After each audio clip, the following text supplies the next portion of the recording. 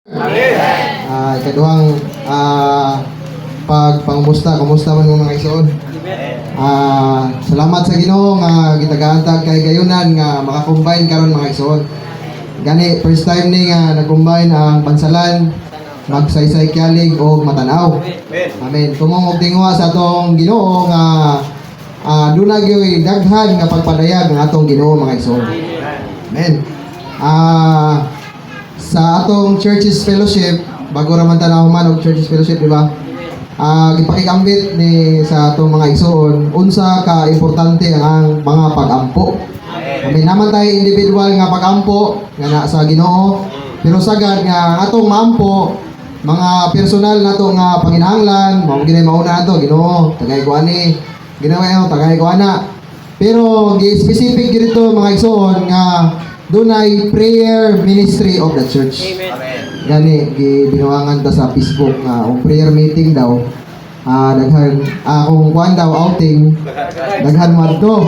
Pero og prayer meeting duha, tulo. Gani kami sa Digos 8, 5, daghan ng pulo. Pero og outing gani mga adlaw noy. Manang gidasig dito mga igsoon nga unsa ka importante ang atong mga pag-ampo. Kay diha sa prayer meeting mga igsoon, pag-ampo din nga nag-ampo sa pamatigayon sa Ginoo. Nag-ampo sa laing lokalidad, nag-ampo sa propagation, nag-ampo sa mga co-workers, nag-ampo sa mga elders, nag-ampo sa mga balaan, nag-ampo sa mga dormansings, nag-ampo sa mga nagsakit, mga naluya. So, importante kaayo mga igsoon. Dayon, ang problema pag Brad, inig prayer meeting, ansyano mo'y wala, sisters mo'y daghan. Wanang dito, hupo-hupo, yung daghan yung hupo-hupo mga igsoon. Kay, naigo man ta, tinuod man po yun.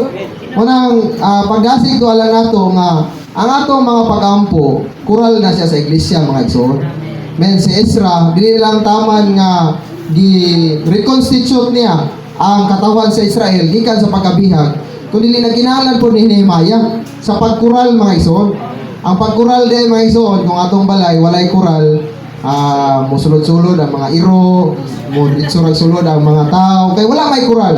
Pero kung ang iglesia mga igsoon, sa espirituhanon nga pagkasulti, kung doon ay kural mga igsoon, dili dayon makasulod ang mga negatibo, mga sala, mga bisag unsa nga mga butang nga makadaot sa pagtukod sa Dios. Nga naman mga igsoon, kay kung unsa ka kusog ang buhat sa Ginoo, mao pod ka kusog ang buhat sa yawa. Munang mas maayo pa ingon si Brother Lee sa katong sa culminating ngadto mi. Mas maayo pa nga daghan ang mga pagampo kaysa imong buhat. Amen. Usahay maluwanan kay ta, labi nagmadasig ta. Maluwanan kay ta nga musangyaw, mubuhat sa Ginoo. Mo mga timan sa mga balaan, mamisita sa mga balaan, pero usahay makalimtan na nato kampo. Manang mas importante ang atong persona, magsumikad man na sa atong pagampo kaysa sa atong buhat mga igsoon. Amen. Dito po giingon nga sumpay po sa last week ba nga we are in the line of life. Amen mga igsoon. Napagita karon sa linya sa kinabuhi. Sa atong pagdangat niya sa pagtuo, nata sa linya sa kinabuhi. Pero practically speaking, amen mga igsoon, we are in the line of death. In reality, nanata sa linya sa kinabuhi, pero practically speaking, ano man, sa kaadlaw, makalimot na matag tawas nga lang sa Ginoo. Unya, linya sa kinabuhi din na. Makalimot na matag pahimulos. Usahay sa atong kabisi, sa atong kasinatian, maapil pa na atong Domingo sa atong trabaho, sa atong negosyo kay nangyawat lagi. Naata sa linya sa kinabuhi. Manang kanunay ta, huligwayan bitaw ta nga we are a miniature of the Garden of Eden where there is God. Naata sa sentro, ibutang ta sa sentro. Dayon, triangular naay tao, pili kani, dunay Diyos. Kung pili mo kapikas, naay Satanas mo nang gamay raging bikil na to. Usahay Brad, praise the Lord. Pero usahay po, naay mga Kristohanon malikas man. Munang lahat sa kahoy sa kinabuhi, naabot sa kahoy sa pag-ila sa maayong sa dautan. Munang kita mga igsoon, gidasig kita nga magpahimulos kanunay diha sa kinabuhi. Dayon butang ba nga makapadasig nato nga sa tong pagdangad sa pagtuo nahimo tang sumpay sa basahon sa buhat. Giingon sa tong Churches Fellowship nga kaning pag luwas nato, pagdangat nato di sa pagtuo, nahimo tang sumpay sa mga buhat sa apostoles mga igsoon. Amen. Kung dili nato na makita, medyo maluyahan ta ba? Kay okay ra o kanang sa tong dapit daghan ta kay okay ra sige daghang mga igsoon makita nato. Pero kung gamay ra ta, usahay maluya ta mga igsoon, labi na kita ray galihok sa tuwa, kita ray sigig dasig sa mga igsoon, kita ra po sig meeting, kita sigig prayer meeting, sige kita ra po meeting, kita meeting, kita ra po manghinlo sa meeting hall, kita manghinlo sa meeting hall, kita ra po manglimpyo, kita ra po manghugas, kita ra po mangluto. Pero mga igsoon, makita rin nato nga sa atong pagdangat sa pagtuo, nahimo tang sumpay sa basahon sa buhat. From Genesis to Revelation, only one Bible that there is no conclusion. Unsa raman? Kana rang basahon sa buhat. Ingon dia ang iyang subject, the propagation of the resurrected Christ by the Spirit through the disciples. Nganong wala man ay kanang conclusion? Pila man ka kapitulo ng basahon sa buhat kung nakabasa na mo? Gabriel, pila ka kapitulo rin? 28 ka kapitulo. Pero kung magbasa mo sa 28, mura pag wala pa nahuman. Ano man mga igsoon kay kita ang sumpay sa basahon sa buhat. Pero bantayanan mga igsoon kay si Bernabe, kailan mong Bernabe? Sa kapitulo 3, sige mention siya. Pero pag abot sa 15 o sa later part, nawala mga igsoon. Pwede di ay nga karon nata na-record sa basahon sa buhat. Pero pwede po day mawala mga igsoon. Amen? Balik na sa tong migwan kay naa naman sa linya sa kamatayon. Matag karon ang unya mga igsoon. Kinahanglan manaa kita sa linya sa kinabuhi mga igsoon. Amen. Sa week to karon, praise the Lord. Kita nato nga dili day sukwahi manggod sa Kristiyanidad kay unahon mo lang buhat. Nya kita pod nga katubang nila supakon po nato dito. Okay man nga magbinutan pero unahon sa ang kinabuhi sa Ginoo mga igsoon. Amen. Episode 8 maluwas sa dili sa atong buhat kundi maluwas sa atong pagtuo. Karon na po sa Roma 5 sa Romans 5:1, pinaagi sa atong pagtuo, mamatarong tali sa Ginoo mga igsoon. Amen. Atong morning revival ingon nga justification is of life. Amen mga igsoon. Gimatarong ta sa Ginoo, pinaagi sa atong pagtuo. Dayon kini nga pagmatarong dito man nahitabo sa pagpalansang ni Kristo sa ni Ginoong Hesus sa cross. Human ato nga pagpalansang, wala siya napabilin siyang kamatayon. Kay kung wala siya na banhaw, walay resibo ang iyang pagtubos nato. Amen. Kung mamalit sa ka department store, kung walay resibo, dili na mauli mga igsoon kay mo na requirement sa DTI nga kung wala kay ipakita ang resibo, dili niya ilisdan tong item nga imong gipalit. Dayon og giresibuhan po ta, nya wala po na sulat sa Biblia, wala po tayo mabasa mga igsoon. Wanang malipay yung nga nagay Biblia nga nagpakita na to nga ang Ginoo na banhaw. Amen. Ko ng Ginoo. Pero mga igsoon, hagit nga lang nato kay ganitong morning revival ron dili kabalo, dili tanan tao kabalo ani. Wanang kita punta human na to basa ani nga semana karon, marasig ta nga mo share sa tong silingan, sa tong amigo. Kaysa ganila nabalaan, ang Ginoo na sa cross. Namatay ra taman. Pero kung ang tao mga igsoon, siguro sa iyang buhi pa siya, kanang buliyagon kayo, pati kay batasan. Pero mamatay na brad, nya siguro di po gayo ambungan. Pero mamatay na mga igsoon, mugwapo na. Kana bitaw ang ibutan na sa lungon, mugwapo na. Grabe lang make up, di na yung kasala. Nya, puyo na yung kayo. Pero unsay problema? Unsay problema mga igsoon? Walay kinabuhi. Nakuha na, buta na, namatarong na. Pero walay kinabuhi. Muna, ang wala na banhaw ang atong Ginoo, wala ta karon. Tubos lang ta. Okay ra. Pero dili mapalugwa ang iglesia. Dahil ko ng Ginoo. Muna, ang gitubos ta, dili lang tama ang gitubos ta, na ay resibo ang iyang pagtubos nato. Sa iyang pagkabanhaw, iyang gipalugwa ang iyang Diyos nung kinabuhi. Muna nata karon mga igsoon. Night church in Bansalan, amen. Night church in Magsaysay Kiali. Night church in Matanao. Night church in Padada. Night church in Sulub. Night church in Malita. Night church in Digos. Ngari si Brad, di ka ba sila malay-balay? Oh, malay-balay po ginoon. Pinaagi nining Diyos nung kinabuhi. Amen? Napalugwa ang iglesia mga ison. Para sa itong morning revival, justification is of life. Amen. Salamat kayo kay ipambitan ta sa ministry ba nga kanang unsag gyud ka kanang detail bitaw ang iyang pagpaambit mga igsoon kay kung wala ang ministry dili ta na to masabtan nga justification is God's action in approving us according to His standard of righteousness. Sa iyang attributes mga igsoon, dili lang siya Diyos sa gugma nga bisan unsa nimo kadautan, pasayloon ka, Diyos sa kaluoy nga bisan wa igay angay pasayloon gud, pasayloon lang ka. Pero He is a God of righteousness. Amen mga igsoon. Ang atong pagkamatarong dili makapasar sa pagkamatarong sa Dios.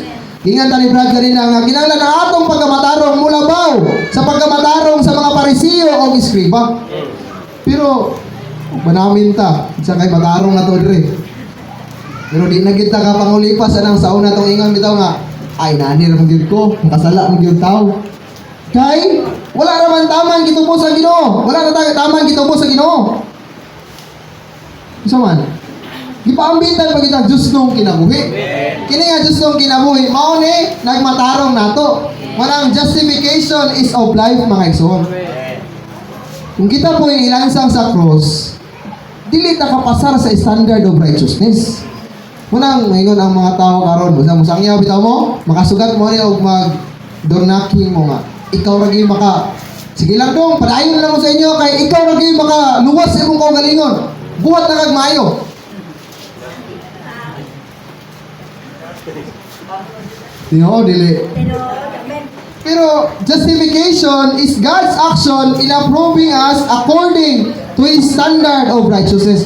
God has His standard of righteousness and man cannot meet this standard. Amen mga igsoon? Kung dili si Ginoong Hesus may magpalansa sa cross, dili makapasar sa pagkamatarong sa Diyos. Ang iyang anak ra ang makapasar sa pagkamatarong sa Diyos. Sa iyang pagkatao, siya ang perpekto nga tao. Nga naman, siya ang tao nga walay sala. Sa iyang pagka-Diyos po, naa niya ang Diyos Amahan, Diyos Anak, o Diyos Espiritu. Niya kita, sa side sa tong humanity, sa atong pinanawan, kani among ansyano, wa ni basa-basag imar, ang ansyano, sige rin pangasaba, kining sistira ni kusog kay manlipak, kining sistira ni inani kini siya. O nya, wa kay tayo sala na. Dili kita pwede mga igsoon kung kita ilansang sa krus. Bisan pag mo volunteer ta nga. Ginoo ako ilansang ko bisan pag karong Biri Santo, magpalansang ta, dili ta makapasar sa pagkamatarong sa Dios. Muna ma-appreciate ang ta nato karon mga igsoon nga nagtubos gipadala si Ginoong Hesus ang iyang anak gipadala tungod og alang nato. Sa side sa attribute sa gugma, gipadala si Ginoong Hesus aron tubson ta mga igsoon. Gipalit ta dili sa salapi o bulawan.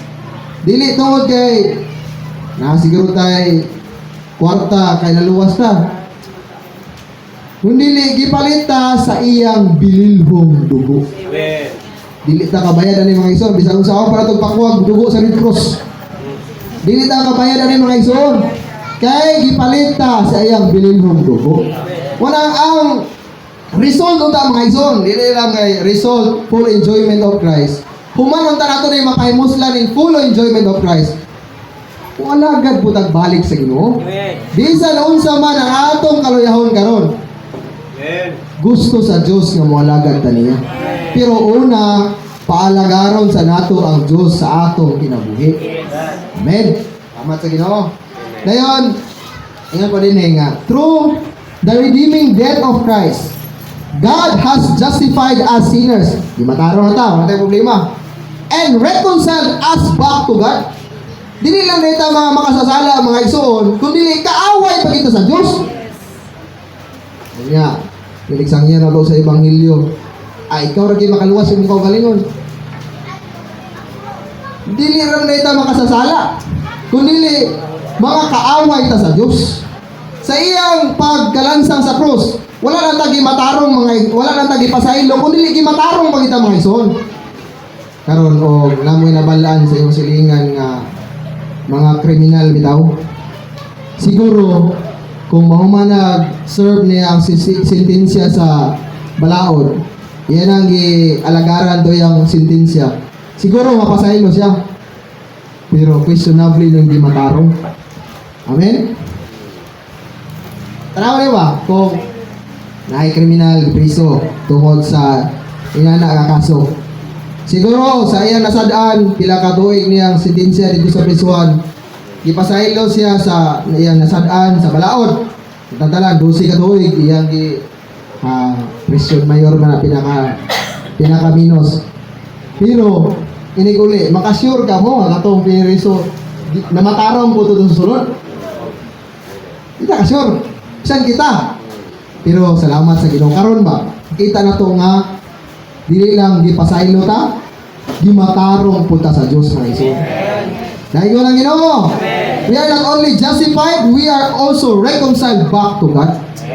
Amen. Tungod sa sala nga nabuhat ni Adan ug ni Eva, napahilayo ang atong pakikambitay sa Dios. Gani, na mga tao nagsangyaw mi dito sa Ruparan banda. Na mga tao nga musimbag kahoy, na mga tao nga musimba anang dapita. Kano man sa atong sa ilang sulod. Di ba? We are tripartite being man. Na espiritu sa sulod nga nanginahanglan og Dios. Gusto og Dios. Pero ang ilang pakiyambitay sayop naman, dili na makunik sa Dios. Kana bitang radyo nga dili matumong matson sa sakong FM unsay tingog brad. Sagarat. Naay Dios sa sulod. Pero wala naman, naputol naman ang relasyon sa Diyos. Naputol naman ang pakiyambitay sa Diyos. Marang, hindi na insakto tingog mga ison. Marang, ang tao, musimba ni Kibuloy, musimba ni kanang baliti, napoy magama-gama o kanang larawan, ng mga Latin. Kay, sa atong sulod, nailongin nga musimba sa Diyos. Pero wala na uyon mga ison. Marang, kita karon sa payuloy sa Ginoo, ma-appreciate yung na to mga ison. Masayop maning mensahe mga ison, pero dili masayop ang libro. Walang mubasa kita libro mga ison. Natay daghang basahon. Ingon na to mga ison, mamatay na lang ta. Di pa ta kahurot og basa ani. Nang unta mapasalamaton ta karon sa pagmataron sa Dios nato mga ison. Na-enjoy pa na ako diri nga naray ta sa ginsakpan sa grasya. Amen mga ison. Dayon pinaagi na ni ginsakpan na makalakaw po ta nga na sa pakigdait sa Diyos. Unsa ang sikreto? Roma 8:6. Ngayon ko ng Ginoo. Kaya ang salabutan nga ipatumong sa unod kamatayon. Apan ang salabutang ipatumong sa Espiritu kinabuhi o kalinaw mga isod. Our mind becomes peace to give us an inner feeling of rest, release, brightness, and comfort. Pero itong morning revival, una, palamian ta, pero sa tunga-tunga, pasakitan po ta. Kay, nagang mga presuhanon karon gusto lang panalangin. Pero, magkasirko balintong na ganyan ang ginaboy, Ginoo, bulag tani. Ibis ng alagad ko nimo. Pait naman kayo, pait pa man sa panyawan. Sa una, magnegosyo ko, dako, mangko, dilansya, narbaho ko, di man ko di malason. Pero karon sige naman taga-palpa ka ni. So, ay, kabala ka, okay na mga brother. Amen mga ison? Unsa gingon sa morning revival? Tribulation is a sweet visitation of grace. Awa na. Ang kasakitan, tamis nga pagduaw sa grasya. Oh, na. Tamis ka. Ingon na tong igsoon ba? Nga kana daw Kristohanon nga sige reklamo sa Dios. Mas maayo pa na. Si bagulbol ba, Ginoo. Kaysa Kristohanon nga di gyud motuaw sa Dios. Kay ano man, sige kang reklamo. Oo. Ang kaling sunoin. Ginoo, paita rin kayo tangan. Kay sige na magpakiamay tayo sa Ginoo. Ganong may tabo nga sweet tribulation is a sweet visitation of grace. Kay sige mo nagtawa sa Ginoo. Labi na magpingit na sa sakit sa imong sakit. Ginoo, wala agad dagig ko mo. Basta maayo lang ko. Wala agad dagig ko mo. Shoot, full time, lifetime, job dropping. Magkayo na, bot-bot. Kalimot na. Kanang pait na bitaw kayo mga ison. Kanang usahay. Kanang sa eskwelahan sa una, ako nag-board man ko sa student center. Usahay kanang di ko muli. Makalimot po padala si mama sa allowance. So, itong allowance, gamay ra po. So, kanang 50 lang ito mabilin sa mga allowance niya, Lunes pa. Kay dili ka muli sa Sabado kay nama po yung schedule nila dito sa Davao. So di ka muli niya, wala pa man Gcash sa una bread. Manto pagpalawan nga si mama. Kapuya na palawan oy kay padala pa ta, bulinya pa ta, init kayo. So ato po ka 100 lang namin 50, niya Lunes pa. Gani kay nay kusina ni Mr. Virgin dito. Makaingon ka, Lord. Sa ako na doon pag-budget ron. Sige nagtong wagayahay po ko. Agi po tagka kalisod mga ison. Hindi pa na mausay. Di pa na mao. Menu pa man ka. Ulat na lang. Gahapon bitaw, nagkasal si Alvin doon sa Digos. Sus kay nagmaoy bitaw yung anak mga ison. Pero ting tiabaw yun. Basta kay si Generos, naglibong na siya. Tagaan na niya tubig, tagaan na niya juice, tagaan niya gulaan, tagaan niya pagkaon. Inala mga ison. Sa atong kasakitan, dunay tamis nga pagbisita sa grasya. Busa mga Kristohanon no tatang kursunada. Dili lang tatang mga Kristohanon nga talawan. Siguro karon kay hayahay pa ta, oh Lord Jesus, I love you. Pero inig magkasakit na. Oh. Una lang yun. Saan ni? Ala ba? Segundo ha? Basin niya. Tribulation is actually the incarnation of grace and the sweet visitation of grace. So payan pa yun. To reject tribulation is to reject grace. Ya kaning grasya, mao man si Kristo mismo nga atong pagpaimulos. Ang resulta unta sa pagkamataro, di ba? The result of justification is the enjoyment of grace. Kunya og balibara nato. Dili maingon nga mga anti puta nga, ako bisan bisag unsang kasakitan, praise the Lord ko, dili pod mga anti. Pero ato lang andamo natong kaugalingon. Amen. Dili na to, ngayon ta nga bugiro ra pugay mga bisan pag unsang kasama ko sa iglesia, di ko madala. Ayaw lang panganti. Pangandam lang sa imong kaugalingon. Amen mga ison? Grace mainly visits us in the form of tribulation, which God causes us all things, all persons. Matuingon ni Frederick Gina sa iyang asawa nga daghang pagsulay. All matters, all situations, all circumstances. Pagpiit sa gawas, utang, trabaho, igsoon sa unod, mga ansyano, mga magbubuhat, kumialjin pa, asawa, mga anak, daghang pagbiit mga igsoon. Pero dili na ni paagi, Brad, dili na ni hinungdan nga muundang ta. mo ni hinungdan nga labi patang muduol sa Ginoo. Kaya ang Romans 8:28, mahimo lang matarong ang tanang butang kung ang atong kasing-kasing husto mga igsoon. Pero kung dili husto ang atong kasing-kasing, bisan pag tama ang atong gibuhat, linya sa kamatayon. Pero bisan pag masayop ta sa Kristiyanong kinabuhi, basta husto lang ang atong kasing-kasing, husto ang atong motibo, linya sa kinabuhi mga igsoon. Amen. So, salamat kay mga bakunahan tani kay dili gyud hayahay ang dagan sa atong Iglesianong kinabuhi. Dagag ups and downs mga igsoon. Pero ingnan ta dinhi nga paagi ni aron maaprubahan ta sa Dios. Kung muundang tanang kasakitan na dili ta ma-approve sa Dios. Disapprove. Unsay ingon dito sa Mateo mga igsoon, gapusa, itambog. Gibuhatan naman ang footnote ni Sister Juliet. Bisan unsa nang purma nimo ining tambog, mao naging purma nimo ining abot sa ubos. Nya kung purma nimo gatuwad ka pagtambog, abot sa ubos gatuwad pud ka.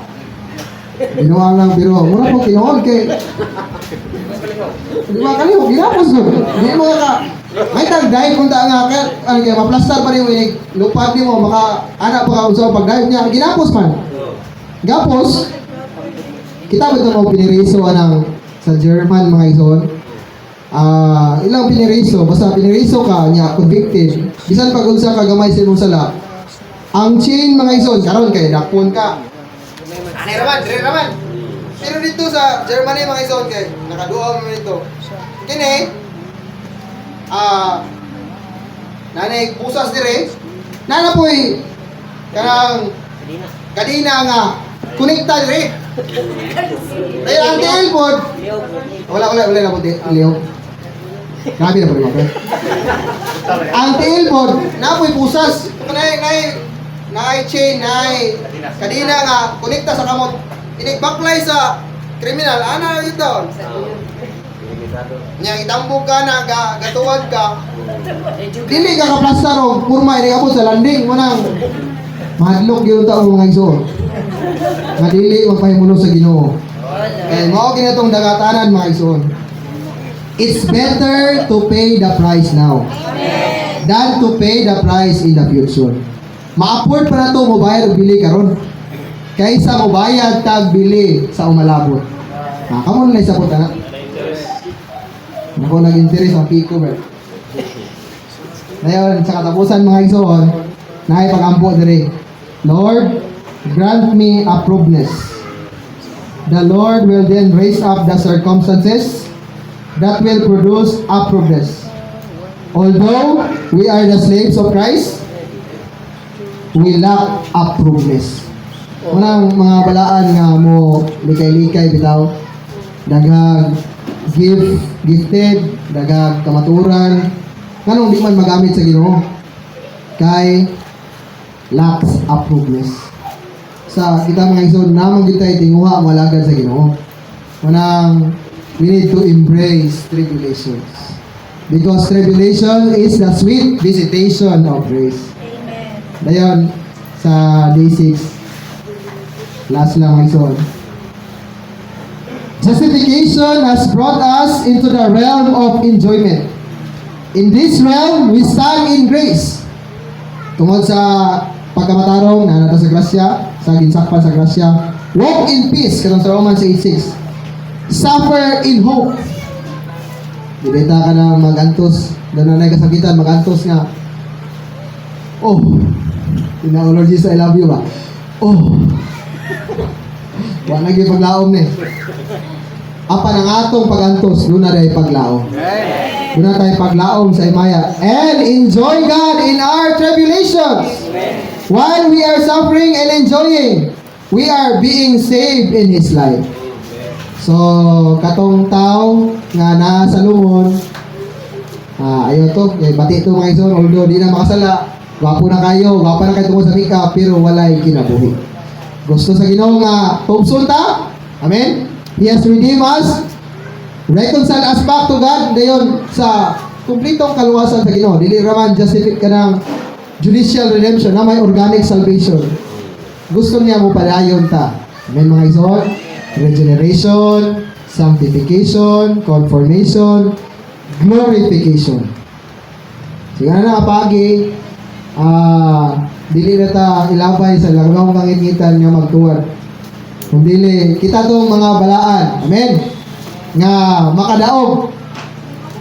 Niining panahona mga igsoon. Dahil ko na Ginoo nga pinagi sa atong pagtuo gimatarong ta mga igsoon. Dili lang gimatarong ta, gipasaylo pagkita sa Ginoo. Dili na ta kaaway. Karon doon na tayo Diyos nung kinabuhi. Kini ang kinabuhi atong atimanon. Pahimuslan, gani gingnan ta nga doon na tayo tender new roots. Nga mo'y mo sup-sup sa tanang kadato sa yuta. Ang kining yuta nagulagway ni Kristo. Ngayon nga malangkubon sa tanan. Pinagi sa itong pagdoon niya sa pribado nga panahon. Di lang kani, kay 70% man 30% ng personal yun. Maka padayon ta, makaingon kita nga ang kasakitan, tamis nga pagbisita sa grasya nga mao si Kristo. Amen.